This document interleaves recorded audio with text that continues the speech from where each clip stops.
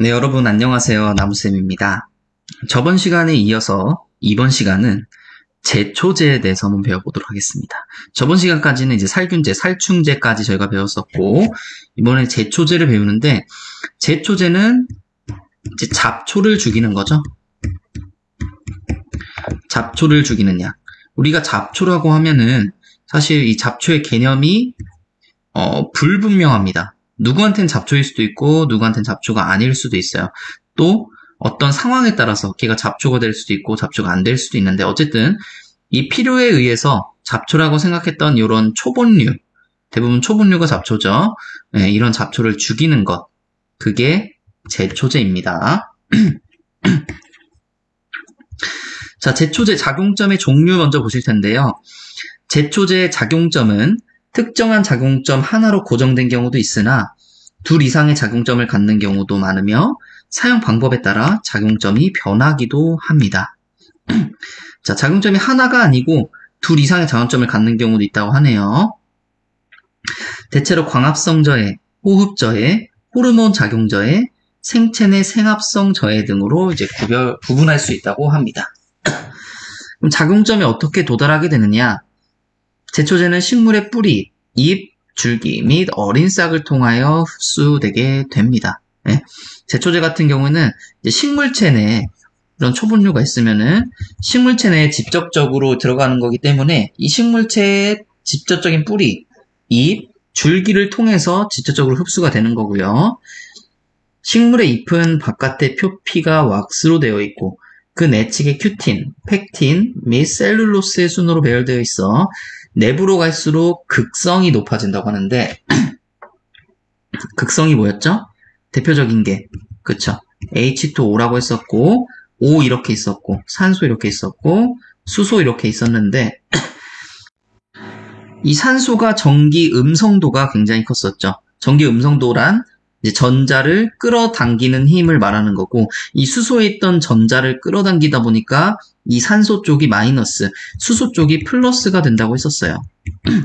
그래서 이런 플러스 마이너스 두 개의 극을 가지고 있어서 우리는 극성이라고 한다고 했습니다. 플러스 마이너스 둘 다 가지고 있는 성질, 이 극성이고요. 이 극성이 그럼 많아지려면 어떻게 돼야 될까요? 산소 원자가 많아야 됩니다.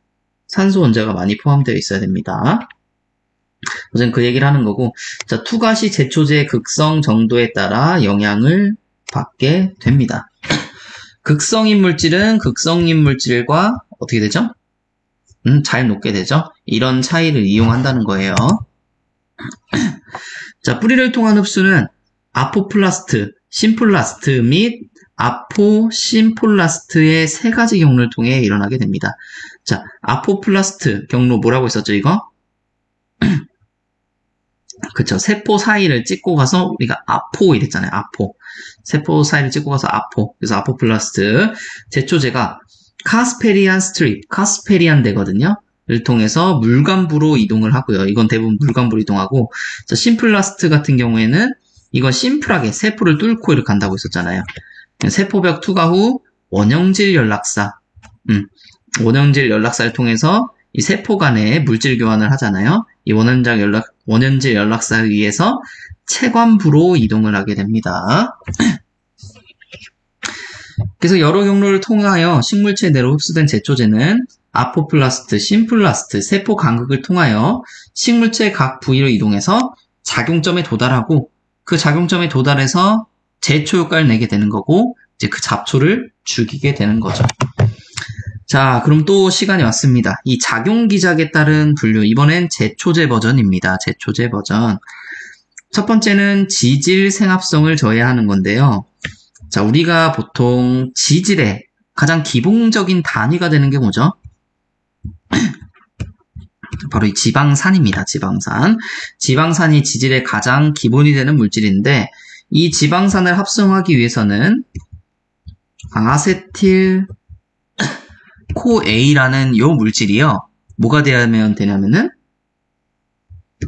이 말로닐 코A라는 물질이 돼야 되고, 이게 어떤 또 합성을 거쳐서 지방산이 되는 거예요. 네, 지방산이 되는 겁니다. 자, 근데 지금 여기 작용 기작이 뭐냐면은 이 아세틸-CoA에서 이 말로닐 CoA로 가는 요 단계를 없애버리는 겁니다. 그래서 지방산을 아예 합성을 못하게 해버리는 지금 이런 기작을 말하는 건데, 아세틸-CoA에서 이 말로닐 CoA로 가려면요, 여러 물질들이 필요해요. 여러 물질들이 필요한데, 첫 번째는 여기 답 나왔네. 아세틸-CoA 카르복실화 효소. 아세틸-CoA 카르복실화 효소. 이게 뭐냐면은 이 아세틸-CoA에다가 카르복실기라고 해서 작용기가 있어요. 어차피 이건 뭐 외우실 필요 없습니다. 이 카르복실기라는 기를 붙여주는 효소. 아세틸-CoA에 카르복실기를 붙여주는 효소. 이렇게 해서 아카요라고 적었고, 여기다가 이제 비오틴이라는 물질. 비오틴 뭔지 혹시 아시죠? 비타민 B 복합체를 우리는 비오틴이라고 합니다. 그래서 지금 비오틴이랑 또 에너지인 이 ATP, 이렇게 세 가지가 필요합니다. 말로닐 CoA로 가려면은. 근데 여기서 이 아세틸-CoA 카르복실할 효소, 요것을 저해하게 되는 거예요. 요 놈을 저해함으로 있어서 이 말로닐 CoA로 가지 못하게 이렇게 만들어주는 기작을 가지고 있습니다. 첫 번째고요. 얘는 표시기호, 좋네요. A입니다. 제초제 A. 자, 그 밖에 지질 생합성 저해인데, 요거 같은 경우에는 이제 추정값이기 때문에 여러분들 그냥 N으로 알고만 계시고, 요런 내용들이 있다라고 정도만 훑어보시길 바랄게요. 훑어보다 이거죠? 그쵸? 네, 그 다음은 아미노산의 생합성을 저해함으로 인해서 제초 효과를 내는 작용 기작을 한번 봐볼게요. 아미노산. 우리가 아미노산 뭐였죠? 아미노산이 모여서 단백질이 됐었고요. 단백질이 모여서 우리는 기관을 만들어낸다고 했어요. 그러니까 굉장히 중요한 질소가 많은 이 아미노산, 질소 화합물이죠. 이 아미노산 단백질 기관 중에서 어쨌든 이 가장 기본이 되는 이 아미노산의 생합성을 저해함으로 인해서 기관 형성을 해내지 못하고 필요할 때마다 기관 형성을 하지 못하고 결국 죽이는 이런 기작을 가진 녀석들도 있는데, 자, 첫 번째는 이 분지 아미노산 생합성 저해입니다. 분지 아미노산 생합성 저해. 분지 아미노산이 뭔지 아세요 혹시? 제가 여러분 예전에 말씀드렸는지 모르겠는데 생리학 때 아미노산 종류에는 한 20여 개가 있어요. 아미노산 종류는 20여 개가 있고, 그 중에 분지 아미노산이라고 하면은, 자, 보통 아미노산이 이렇게 생겼습니다. 요 부분은 아미노산이 공통적으로 가지고 있는 부분이에요. 아미노산이 구조적으로 공통적으로 가지고 있는 부분입니다. 그리고 이 밑에 들어오는 녀석들에 따라서 아미노산의 종류가 이렇게 달라지게 되는 거예요. 밑에 오는 녀석들에 따라서. 근데 보시게 되시면은 분지 아미노산은요, 밑에가 이렇게 분지되어 있습니다. 보시면. 이렇게 나뉘어져 있어요. 이렇게 나뉘어져 있어요. 나뉘어져 있는 게 세 가지가 있는데요. 발린이란 녀석. 발린. 중요해요. 발린. 그 다음에 류신. 류신이라는, 그 게임에도 류신이라는 캐릭터가 있죠. 그쵸? 예, 어쨌든. 그 다음에 얘는 이소류신. 요렇게 발린, 류신, 이소류신. 요 세 가지를 그래서 분지 아미노산이라고 하는 거예요. 좀 간단하죠? 이 구조가 분지되어 있어서 분지 아미노산이라고 하는 겁니다. 자, 어쨌든 간에 이 분지 아미노산의 생합성에, 분지 아미노산을 만드는 생합성에 관여하는 이 ALS를 저해하게 되는데요. ALS가 뭘까요? 자, 요거는 좀 중요합니다. 이 분지 아미노 생합성 정의는 중요해요. 왜냐면은, 우리 논 있죠, 논. 논에서 설포닐 우레아게라는 이제 농약을 쓴단 말이에요. 논에서 자주 쓰는데, 논에서 거의 70%의 농가들이 그 농약을 쓰게 됩니다. 그러니까 굉장히 많은 사람들이 쓰고 있는 그런 농약인 거죠. 그 농약의 작용 기작이 바로 이거고요. 그렇기 때문에 우리는 알고 가야 된다는 거예요. 어쨌든 이 ALS를 풀어 쓰면 뭐냐면요, 이 아섹토락테이트라고 있어요. 아섹토락테이트. 아섹토락테이트 합성효소입니다. 아섹토락테이트가 있어야지 이 류신이라든지 발린이라는 분지 아미노산을 만들 수가 있단 말이에요. 전구물질인데 이 전구물질을 만들려면은 이 아섹토락테이트 합성효소가 있어야 된다는 거. 그게 ALS입니다. 어쨌든 이 ALS의 아섹토락테이트에 이 피루부산, 그러니까 피루부산에 이 아섹토락테이트가 붙어버리면은 아섹토락테이트 합성효소가 붙으면은 이 아섹토락테이트가 만들어지고 이걸 통해서 류신과 발린이 만들어지게 되는 겁니다. 어쨌든 간에 이 ALS 굉장히 중요하고 여기를 억제시키는 거 설포닐 우레아게라 그리고 이미다졸리논계 요 두 가지가 굉장히 많이 쓰여요. 그래서 우리 논농사 짓으시는 분들은 거의 대부분 아마 이 농약을 알고 계실 겁니다. 품목명만 알고 계실 수도 있는데 만약 계통을 알고 계신다고 하시면은 대부분 이 설포닐 우레아게랑 이미다졸리논계 요 두 가지 아마 알고 계실 거예요. 이렇게 그래서 분지 아미노산 ALS 저해해서 이제 기관 생장 잘 못하게 하는 거 그거고요. 자, 다음은 방향족 아미노산입니다. 방향족 아미노산 생합성 저해. 아미노산이 여러 가지가 있어요. 이렇게 분지되어 있는 건 분지 아미노산이라고 하고 그리고 죄송합니다. 이 방향족 아미노산인데 방향족 아미노산이라서 이 방향이라는 말은 바로 냄새가 난다는 뜻이에요. 냄새가. 특이한 냄새를 가지고 있는 이제 아미노산을 말하는데 구조적으로는 이 벤젠고리를 가지고 있는 벤젠고리라고 해서 굉장히 어려운 게 아니고요. 자, 이렇게 보시면 됩니다. 이렇게 6개니까 이렇게 그래서 여기 탄소가 이렇게 있고요. 탄소가 있고 그리고 2단 결합 하나, 둘, 셋 3개의 이중결합을 가지고 있는 요 고리를 벤젠고리라고 해요. 우리는 벤젠고리. 이 벤젠고리를 하나라도 가지고 있는 아미노산이다 하면은 방향족 아미노산이라고 하는 거예요.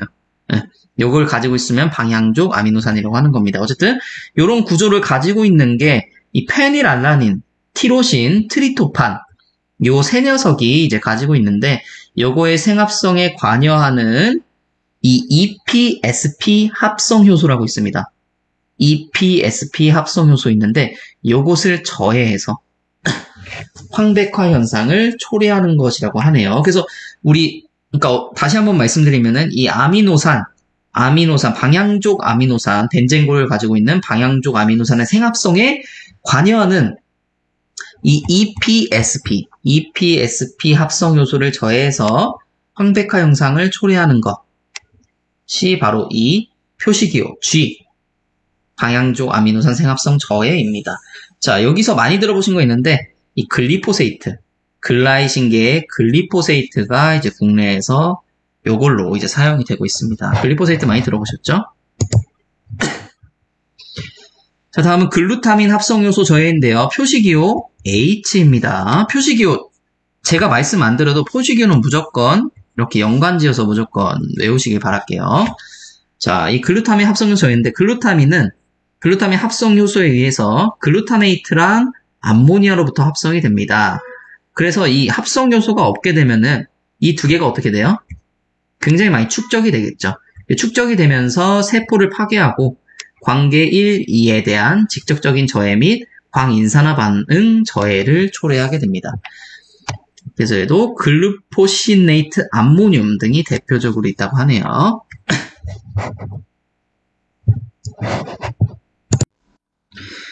자, 다음 기작은 이 광합성을 저해하는 기작입니다. 광합성을 저해하는 기작. 제초제에서 이 광합성 저해하는 기작을 가진 게 농약이 굉장히 많아요. 그래서 한번 보시게 되시면은 관계2에서 광합성을 저해하는 것. 관계2에서의 광합성을 힐 반응이라고 하며 이 힐 반응이라고 하면은 우리 광합성2에서 그 물이 H2O가 분리가 되죠. 네. 수소이온이랑 전자랑 그리고 산소 이렇게 분리가 되잖아요. 요거를 가지고 우리는 힐 반응이라고 하는 겁니다. 자, 어쨌든 간에 작용점은 변형된 엽록소인 페오피틴으로 페오피틴과 결합하면 플라스틱 퀴노니노의 전자 흐름을 차단한다.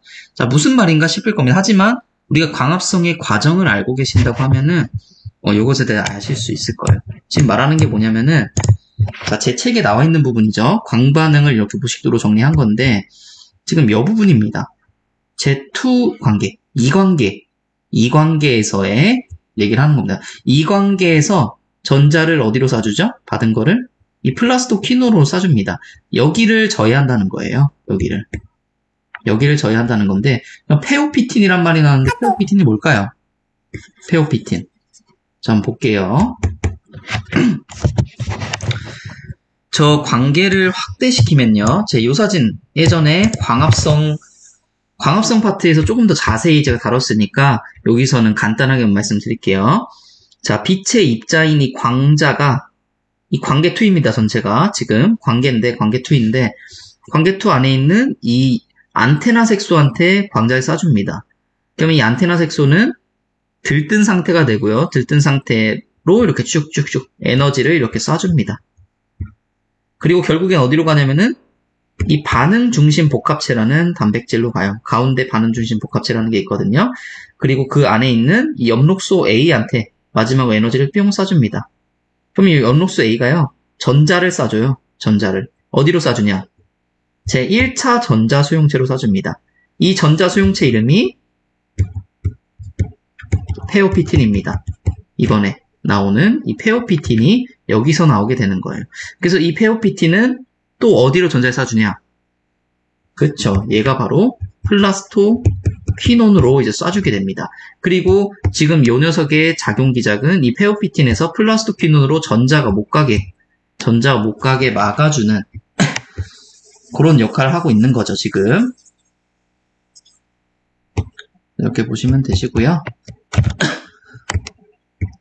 그렇게 막으면은 삼중엽록소라는 물질과 활성산소를 발생시켜서 지질 가산화를 유발, 주변의 막을 파괴함으로써 제초 효과를 보인다. 자, 활성산소 이런 게 발생되면요. 이 반응성이 굉장히 강한 녀석이기 때문에 세포를 파괴시켜요. 세포에 있는 막 아무거나 그냥 다 휘젓고 다닌다고 생각하시면 됩니다. 그래서 지질 가산화 같은 경우도 지질이 과하게 산화됐다는 거예요. 과하게 산화됐다. 이런 활성산소에 의해서. 어쨌든 이렇게 해서 제초 효과를 나타내는 거. 이게 바로 지금 C1이네요. C1. C1이 관계2에서 광합성 저해하는 거고. 자, 그리고 똑같습니다. C1하고 똑같은데 C2랑 C6까지 있어요. 얘네 같은 경우에는 이 계통이 다른 거죠. 계통이 다른 애들 한 번씩 보시면 될 것 같아요. 그래서 C1부터 C3까지는 관계2에서 광합성을 저해하는 녀석들이고, 자, 그 다음에 관계1에서 광합성 제하는 녀석인데 페레독신 부근에서 작용해서 산화 환원 과정을 반복하면서 전자를 탈취함으로써 NADPH의 생성을 저해하며 활성산소를 발생시켜 이것도 마찬가지로 제초 효과 보이는 건데, 자, 이거는 간단하게 한번 설명을 드릴게요. 자, 관계2 통해서 전자가 쭉 왔어요. 와서 지금 이 ATP도 얻었고, 그리고 관계1에서도 전자를 쏴줬습니다. 쏴주면 어디로 가죠? 이 페레독신으로 갑니다. 페레독신. 그리고 마지막 페레독신에서 전자를 쏴줌으로써 이 NADPH를 만들어내게 되는 건데요. NADPH를 만들어내게 되는 건데 이 과정을 저해시킨다는 거예요. 과정을 방해한다는 겁니다. 그래서 마지막 최종적으로 이 녀석을 빨리 만들어야 되는데 NADPH 이 녀석 이 고에너지의 요 물질을 만들어야 되는데 이걸 못 만들어내게 되는 거예요. 그럼으로써 에너지가 부족해서 제초 효과를 나타내는 또 그런 것도 있고요. 굉장히 여러 가지가 있죠. 얘 같은 경우에는 D입니다. D. 관계2에서는 C였고 관계1은 D. 자, 그 다음에 엽록소 생합성 저해입니다. 엽록소 생합성 저해는 한번 읽어보시기 바라겠습니다. 얘 같은 경우에는 E네요. E. 보시면은 이 포르피린 골이 제가 이거 예전에 그 생리학 하면서 설명을 드렸었어요. 이 피린이라는 게 있고 포르피린. 이 피린이 여러 가지 붙어 있는 거, 포르피린 골이 요 생합성에 중요한 요 효소를 저해하고 활산소를 발생시켜서 마찬가지 세포막을 파괴하게 되는 거. 염록생합성 저해고요. 자, 다음은 PDS에서 카로티노이드 생합성 저해인데 한번 보시면은 식물의 엽록소는 색소인 카로티노이드에 의해 보호되며 카로티노이드가 사라지면 엽록소가 파괴되어 식물의 잎은 백화된다. 카로티노이드 생합성 과정 중 피토엔 불포화 화효소. 이게 불포화 화효소, 이게 오타 아닙니다. 불포화 화효소예요. 생합성 과정 중 피토엔 불포화 화효소. 잠시만요. 에어컨 좀 꺼야겠네. 소리가 더 큰데? 일단은 하겠습니다. 그냥. 자, 생활성 과정 중 피토엔 불포화 화효소를 저해하는 것으로 요런 것이 있다. 이렇게 해서 이것도 한번 읽어보시면 될 것 같아요. 카로티 생합성 과정 중 피토엔 불포화 화효소, 이게 PDS거든요. 요거를 저해하는 이런 녀석도 있고요. 자, 다음은 HPPD에서 필라스토퀴논 생합성 저해입니다. 필라스토퀴논은 관계 2에서 전자 전달자의 역할뿐만 아니라 피토엔 불포화 화효소의 보요소로 작용하므로 필라스토퀴논 생합성이 저해되며 카로티노이드 생합성이 저해된다는 겁니다. 자, 아까 전에 보시면 보자. 이 피토엔 불포화 화효소를 저해함으로써 이 카로티노이드 생합성을 못한다고 했어요. 그쵸? 근데 이 플라스토퀴논 있잖아요. 플라스토퀴논이 이 피토엔 불포화 요소에도 관여하고 있어요. 그래서 플라스토퀴논의 생합성을 저해시키면요, 이 피토엔 불포화 요소가 만들어지지 못하고 결국에는 카로티노이드 생합성되지 못한다는 거예요.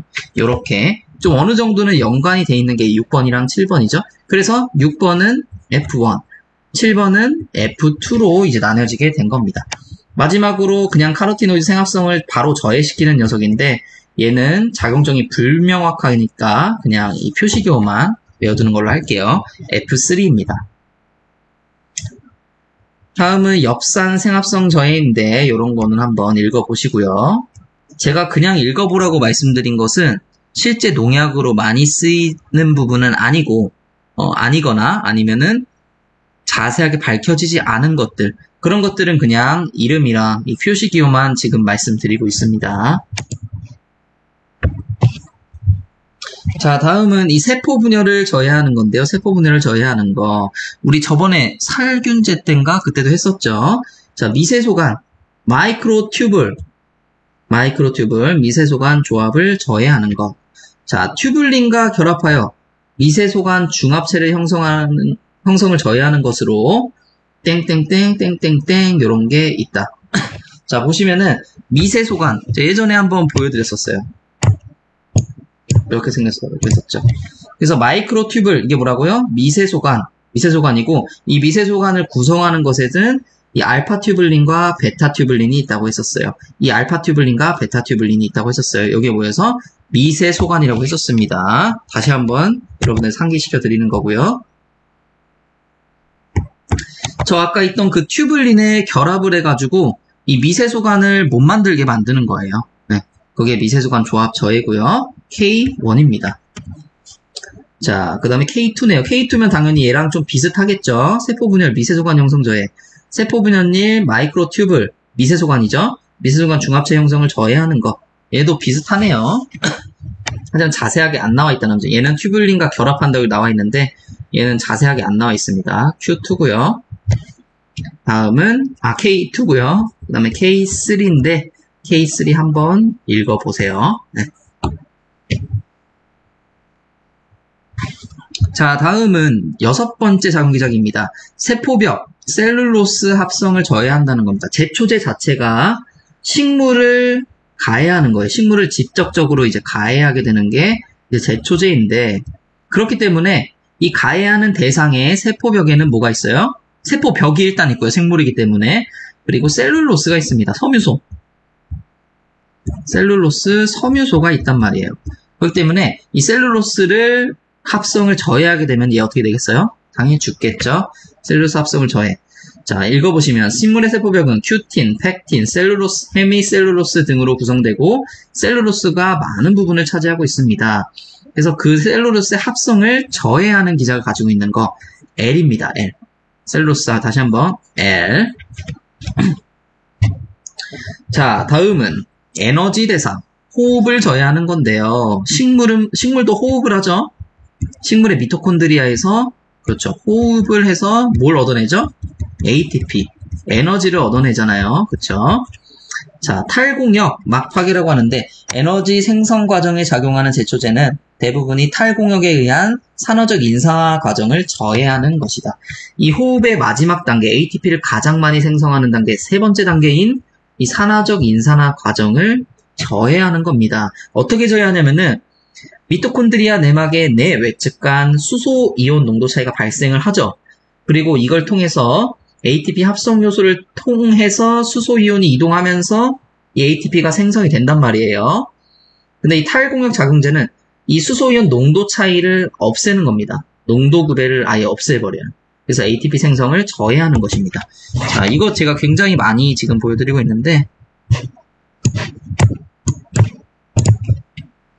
자, 복합체 4개가 있다고 했었어요. 4개가 있고 이거는 ATP 합성 효소입니다. 호흡의 세 번째 단계고요. ATP를 가장 많이 형성해내는 단계예요. 보시면은 이렇게 전자를 쏴줍니다. 전자를 쏴주면 전자를 쏴주는 힘에 의해서 이 수소이온들이 올라가요. 수소이온들이 올라갑니다. 그럼 수소이온 농도차가 발생을 한다고 했었죠. 요것을 차단시켜버리는 거예요. 이 수소이온이 많아지는 것을 아예 차단시켜버리니까 그럼 수소이온 여기가 많지를 않게 되잖아요. 그러면은 이 합성요소를 통해서 원래 수소이온이 많아지게 되면 이 고농도에서 저농도로 이어지는 이 확산을 통해서 이 수소이온이 이동하면서 ATP가 형성이 됐었는데 이 ATP를 형성하지 못하게 되는 거죠. 수소이온이 많지는 않으니까 애당초에. 수소이온 많지 않게 저희를 해버렸으니까.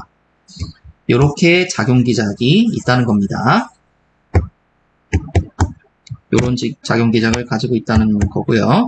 자, 탈공역 막파기라고 하고 표시기호 M입니다. M. 자, 다음은 옥신 작용을 저해하는 건데 옥신 같은 경우에는 여러분들 식물 호르몬입니다. 식물 호르몬이고 얘 같은 경우에는요. 사실 생장을 촉진시켜주는 굉장히 핵심적인 역할을 하는 그런 호르몬이에요. 호르몬인데 이 옥신을 굉장히 과다하게 사용하면요. 제초 효과를 나타내게 됩니다. 네, 이 부분을 꼭 알고 계시기 바랄게요. 어쨌든 식물 호르몬인 옥신과 같이 식물체 내 RNA 중합 효소의 활성을 증대시켜 RNA 및 단백질 합성량을 증가한 결과 세포벽이 느슨하게 된다. 그 외에도 분열 조직의 활성화, 이상분열, 형태적 이상, 흡수 중진, 엽록종 형성 저해, 세포막의 삼투압 증대 등 기본적 생리 기능을 교란하게 됩니다. 자, 보시면은 이 옥신 같은 경우에 그냥 적당량이 있으면은 굉장히 식물에는 필수적으로 필요한 요소지만 이게 굉장히 양이 많아지게 되면요. 그러면은 그쵸. 제초 효과를 나타낸다고 제가 다시 한번 말씀드립니다. 이제 그 얘기를 하는 거고, 근데 중요한, 보통 많이 쓰는 게 2,4-D, MCPA, MCPB, 뭐, 요런 녀석들. 실제로도 그 제초제로 많이 쓰죠. 그쵸? 한번 읽어보시고요. 마지막이네요. 그 다음, 요거는 일단 표시기호 5였습니다. 5.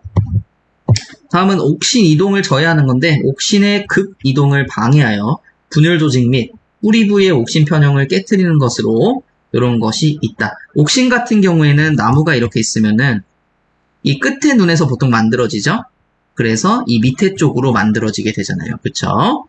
근데 요런 이제 이런 시스템을 운반 시스템을 파괴함으로 인해서 옥신의 평형을 깨트리고 그래서 죽이는 겁니다. 제초 효과를 나타내는 거고 얘 같은 경우에 P입니다. P. 그래서 여러분들 여기까지 오늘 하도록 하고요. 벌써 작용기작을 다 끝냈네요. 그 다음에 이제 농약의 분류에 대해서 제가 좀 말씀을 드릴 텐데 여기서 대해서는 제가 어떻게 하면 더 쉽게 여러분들 이해시킬 수 있을지 조금 고민한 다음에 여러분들 찾아뵙도록 하겠습니다. 자, 오늘도 제 강의를 들어주셔서 정말 감사합니다.